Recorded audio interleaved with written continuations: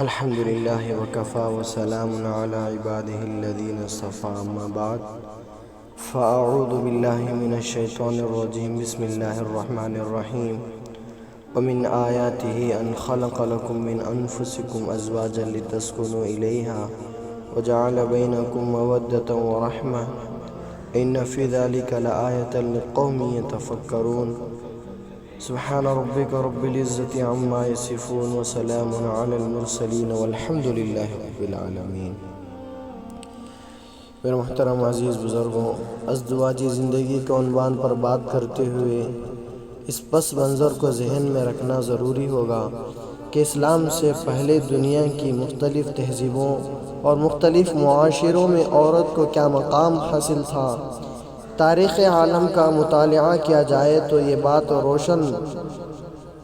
روز روشن کی طرح عیاں ہوتی ہے کہ اسلام سے پہلے دنیا کے مختلف ممالک میں عورت اپنی بنیادی حقوق سے بالکل محروم تھی۔ فرانس میں عورت کے بارے میں یہ تصور تھا کہ یہ آدھا انسان ہے، اس لیے معاشرے کی تمام خرابیوں کا ذریعہ بنتی ہیں۔ ملک چین یعنی چائنا میں عورتوں کے بارے میں یہ تصور تھا کہ اس میں شیطانی روح ہوتی ہے، لہٰذا یہ برائیوں کی طرف انسان کو دعوت دیتی ہے۔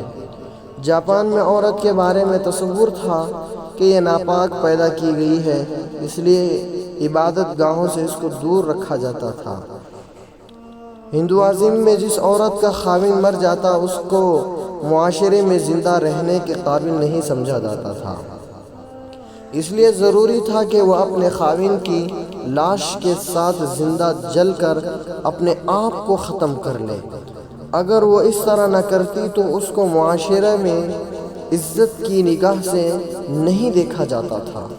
عیسائی دنیا میں عورت کو معرفت الہی کے راستے میں رکاوٹ سمجھا جاتا تھا۔ عورتوں کو تعلیم دی جاتی تھی کہ کنواری ننس رہ کر زندگی گزاریں، جبکہ مرد راہب بن کر رہنا اعزاز سمجھتے تھے۔ جزیرہ عرب میں بیٹی کا پیدا ہونا اور سمجھا جاتا تھا، یعنی عیب سمجھا جاتا تھا، لہٰذا ماں باپ خود اپنے ہاتھوں سے بیٹی کو زندہ درگور یعنی زندہ دفن کر دیا کرتے تھے۔ عورت کے حقوق اس قدر پامال کیے جا چکے تھے کہ اگر کوئی آدمی مر جاتا تو جس طرح وراثت کی چیزیں اس کی اولاد میں تقسیم ہوتی تھیں، اسی طرح بیوی بھی اس کی اولاد کے نکاح میں آ جاتی تھی۔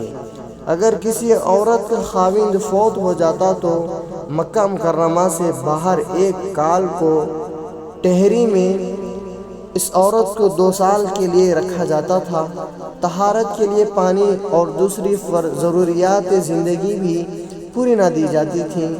اگر 2 سال یہ جتن کاٹ کر بھی عورت زندہ رہتی تو اس کا منہ کالا کر کے مکہ مکرمہ میں پھرایا جاتا، اس کے بعد اسے گھر میں رہنے کی اجازت دی جاتی تھی۔ اب سوچئے تو صحیح کہ خاوند تو پورا اپنی قضا سے بھلا، اس میں بیوی کا کیا قصور؟ مگر یہ مظلومہ اتنی بے بس تھی کہ اپنے حق میں کوئی آواز ہی نہیں اٹھا سکتی تھی۔ ایسے ماحول میں جبکہ چاروں طرف عورتوں کے حقوق کو پامال کیا جا رہا تھا، اللہ تعالیٰ نے اپنے پیارے نبی جناب محمد رسول اللہ صلی اللہ علیہ وسلم کو اسلام کی نعمت دے کر بھیجا۔ آپ صلی اللہ علیہ وسلم دنیا میں تشریف لائے اور آپ صلی اللہ علیہ وسلم نے آ کر عورت کے مقام کو نکھارا، بتلایا کہ اے لوگو، اگر یہ بیٹی ہے تو تمہاری عزت ہے، اگر بہن ہے تو تمہارا ناموس ہے، اگر بیوی ہے تو زندگی کی ساتھی ہے، اگر ماں ہے تو اس کے قدموں میں تمہاری جنت ہے۔ معزز سامعین، وہ لوگ کس قدر سخت دل ہوں گے جو اپنی بیٹیوں کو زندہ دفن کر دیا کرتے تھے۔ دفن ہونے والی معصوم بچیوں کی چیخ و پکار ان کے کانوں میں پڑتی ہوگی، مگر ان کا ضمیران کو نہیں جھنجھوڑتا ہوگا۔ ایسے حالات میں نبی اکرم صلی اللہ علیہ وسلم نے اپنی 2 انگلیوں کا اشارہ کر کے فرمایا، سنو، جس آدمی کے گھر میں 2 بیٹیاں ہوں وہ ان کی اچھی پرورش کرے حتیٰ کہ ان کا نکاح کر دے تو وہ آدمی جنت میں میرے ساتھ ایسے ہوگا جیسے ہاتھ کی 2 انگلیاں ایک دوسرے کے ساتھ ہوتی ہیں۔ میرا عزیز بزرگوں،